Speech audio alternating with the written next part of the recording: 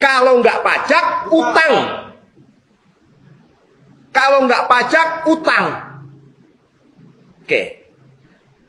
Maka kemarin muncul satu wacana dari Bu Sri Mulyani bahwa, mohon maaf, akan ada wacana dari rezim negeri ini untuk memberikan pajak khusus pada rakyat untuk pembangunan IKN. Ini kira-kira dolim tidak, saudara?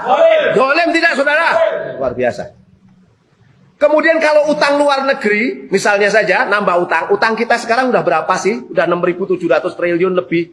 Nambah utang lagi misalnya tahun ini 500 triliun, nambah berapa? Berarti sudah jadi 7.000 triliun lebih. Nambah lagi nanti berikutnya. Sekarang pertanyaan, saya bayar utang sopo? Rakyat atau Jokowi, saudara? Rakyat atau DPR, saudara? Kalau rakyat berarti ini dolim tidak, saudara? Dolim, saudara sekalian. Apalagi di catatan saya, utang Indonesia dari mulai 2000 sampai 2020 itu naik 422%. 422%. Sementara kemiskinannya hanya turun 29%. Utangnya naik 422%, miskinnya hanya turun 29%. Sementara total bayar bunga utang dalam dan luar negeri itu sampai 2.672 triliun rupiah. Sekarang pertanyaan saya, dari utang itu saya nguntung sopo? Rakyat itu yang miskin, yang berkurang banyak atau sedikit kira-kira? Sedikit, nggak terbanding. Nah ini kedua kita lihat, udah beban utang, kemiskinan juga tidak berkurang secara signifikan. Ini yang nggak ngeri. Dan terus terang saya kemarin sampaikan, ada persoalan ini bukan sekedar hitung-hitungan utang. Persoalan ini tanggung jawab di hadapan Allah Subhanahu wa taala. Utang ini ada ribanya.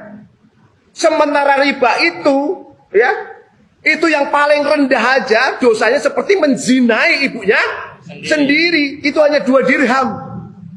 Bayangkan kalau jumlah utangnya sampai ribuan triliun, kira-kira ini sebuah kedoliman yang sangat nyata tidak, saudaraku sekalian? Luar biasa ini.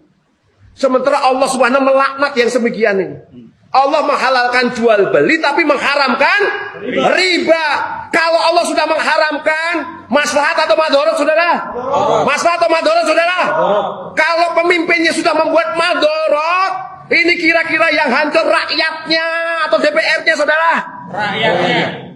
Udah, ini sebuah, ya Allah, na'udzubillah min dzalik. Sudahlah utang ribawi, Allah nggak ridho.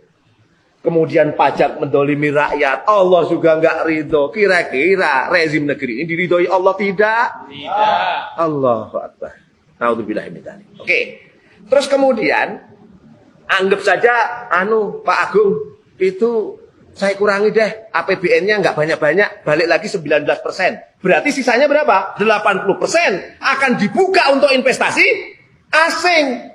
Kira-kira, atau swasta asing, atau swasta dalam negeri. Kira-kira kalau swasta asing, swasta dalam negeri yang membiayai pembangunan ibu kota, hancur nggak kedaulatan kita kira-kira, saudara? Hancur. Bagaimana ibu kota rahasia diketahui oleh swasta? Bagaimana ibu kota lorong-lorong untuk nanti mungkin Pak Jokowi nyari gorong-gorong 19%. Berarti sisanya berapa? 80% akan dibuka untuk investasi asing. Kira-kira, atau swasta asing, atau swasta dalam negeri. Kira-kira kalau swasta asing, swasta dalam negeri yang membiayai pembangunan ibu kota, hancur nggak kedaulatan kita kira-kira, saudara? Hancur. Bagaimana ibu kota rahasia diketahui oleh swasta? Bagaimana ibu kota lorong-lorong untuk nanti mungkin Pak Jokowi nyari gorong-gorong untuk sembunyi supaya tidak diketahui oleh musuh misalnya, itu diketahui oleh swasta. Mau lihat gorong-gorong ke bawah, oh sudah di sana Pak Jokowi tembak dor misalnya begitu. Ini jelas mengganggu kedaulatan. Oke, ini poin-poin penting untuk kita lihat. Dan tentunya dalam konteks ini Allah Subhanahu wa taala pun enggak ridho. Kenapa? Allah Subhanahu wa taala berfirman, "Wala yaj'alallahu lil kafirina 'alal mu'minina sabila." Dan Allah sekali lagi tidak akan memberikan jalan kepada orang-orang kafir untuk mengalahkan orang-orang yang beriman. Sehingga ketika nantinya investasi asing ini besar, itu kekalahan Indonesia atau kemenangan Indonesia, saudara? Kekalahan atau kemenangan? Kalau kalah berarti Indonesia ini akan menuju kehancuran atau kehebatan kira-kira, saudara? Kehancuran. Terus gimana ini kira-kira? Kalau kebijakan rezim dilontorkan untuk menghancurkan negerinya sendiri, apakah kita rela, saudara? Apakah kita rela, saudara? Nah, inilah sistem kapitalisme. Inilah sistem kapitalisme. Sekalian saya menambahkan, coba bayangkan ya, betapa rusaknya riba negara ini, ya. Riba negara tahun 2022 itu mencapai 405 triliun. Berapa? 405 triliun. Di tahun yang sama, dana perlindungan sosial dan kesehatan kita hanya 398,2 triliun. Coba. Ribanya lebih tinggi daripada melindungi rakyat. Ribanya lebih besar daripada melindungi rakyat. Ya Allah, dolim tidak, saudara ini? Masya Allah. Inilah kapitalisme. Kapitalisme yang merusak negeri ini. Ini yang saya ulang berulang kali, Negeri ini saatnya untuk berani ganti sistem. Kemarin ada yang bilang, saya dapat singgungan katanya dari Pak staf ahli Menkom Info, ya lah, Menkom Info, Pak siapa? Pak Profesor lah ya, bilangnya ahli komunikasi, ya. Karena ganti sistem itu berarti adalah menghancurkan pengen ganti Pancasila. Sekarang pertanyaan sederhana saja lah. Tadi yang saya contohkan tadi, ciri negara kapitalisme atau tidak, saudara?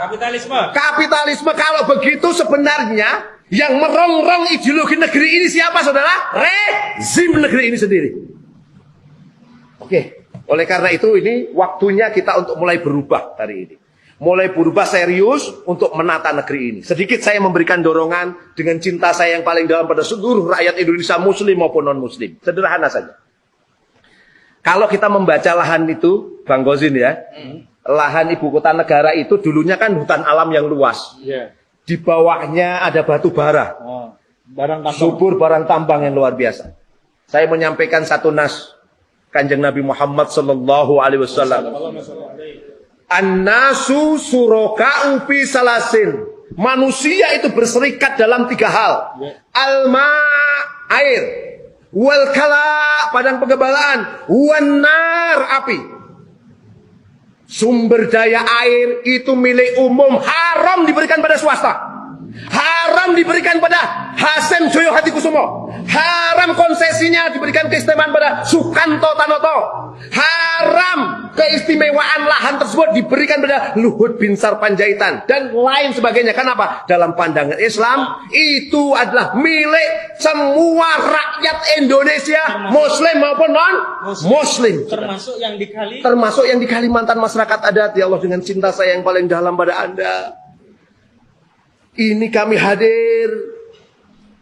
Tidak ada keinginan untuk menyudutkan Kalimantan atau masyarakat. Kami hadir bersama Anda untuk agar kesejahteraan sampai pada Anda. Jangan sampai oligarki yang memanfaatkan Anda untuk mereka mengeruk kekayaan di negeri Anda. Takbir, saudara. Nah, sumber daya air, sumber daya alam yang melimpah termasuk mineral, batu bara, itu dalam pandangan Islam milik umum. Milik umum itu jumlahnya yang sangat besar. Itu nanti untuk kemakmuran seluruh rakyat, muslim maupun non-muslim. Oleh karena itu di hari ini yang baik, di hati kecil saya yang paling dalam, saya menyampaikan pada kita semua, yuk, jangan anti pada syariah Islam. Insya Allah syariah ini akan membawa barokah buat semua. Lil alamin. Rahmatan lil alamin, rahmat bagi seluruh alam, termasuk manusia, muslim maupun non-muslim. Minta semuanya angkat tangan semuanya, teman-teman sekalian. Genggam tangan semuanya, ikuti kata-kata saya. Hari ini, demi Allah dan Rasulullah, kami yakin bahwa pemindahan ibu kota negara dari Jakarta ke Kalimantan Timur adalah kedoliman, hanya demi kepentingan para oligarki asing dan asing. Oleh karena itu, mari kita kembalikan pengaturan semuanya pada syariah Allah untuk kemaslahatan muslim maupun non muslim. Barakallahu fikum. Assalamualaikum warahmatullahi